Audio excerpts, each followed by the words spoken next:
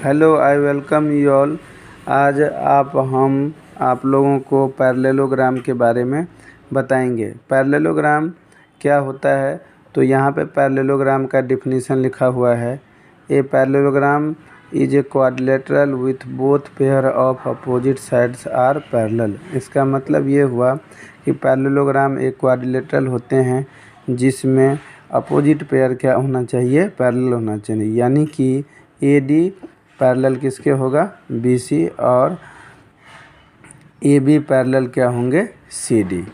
उसके बाद आप देखेंगे रेक्टेंगल के बारे में। तो रेक्टेंगल क्या है, रेक्टेंगल एक पैरेललोग्राम है जिसमें 4 एंगल जो होते हैं वो राइट एंगल का होते हैं।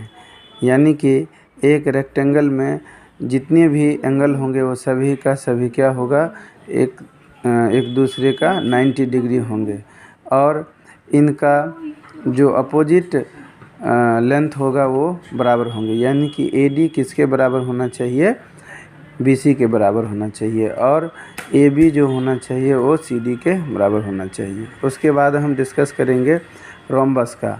तो रोम्बस क्या है, रोम्बस एक पैरेललोग्राम है जिसके 4 साइड इक्वल होते हैं, उसको हम क्या कहते हैं, रोम्बस कहेंगे। तो रोम्बस को आप फिगर में देख सकते हैं।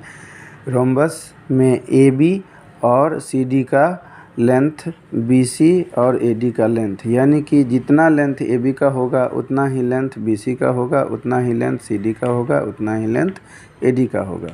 नाउ अब हम आप लोगों के सामने डिस्कस करने जा रहे हैं स्क्वायर।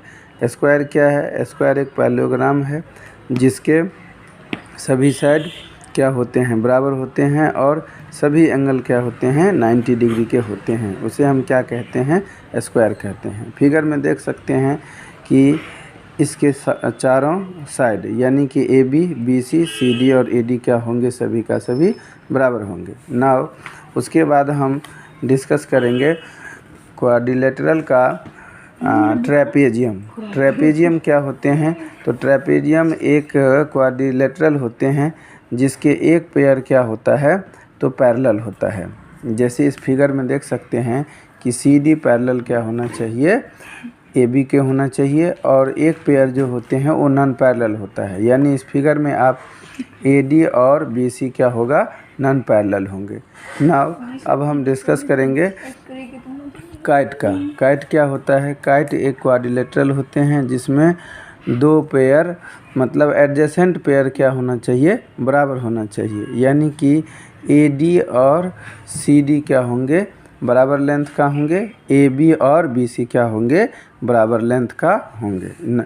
इसके बाद आप इस डायग्राम में भी देख सकते हैं क्वाड्रिलेटरल को हमने क्या किया, तो 3 भाग में बांट दिया। एक पार्ट हमारा पैरेललोग्राम में जाता है, दूसरा काइट में जाते हैं, और तीसरा हमारा ट्रेपेजियम में आते हैं। पैरेललोग्राम जो होते हैं वो एक पार्ट रेक्टेंगल का होता है और एक स्क्वायर हो जाते हैं, फिर रेक्टेंगल के अंतर्गत हम स्क्वायर आता है।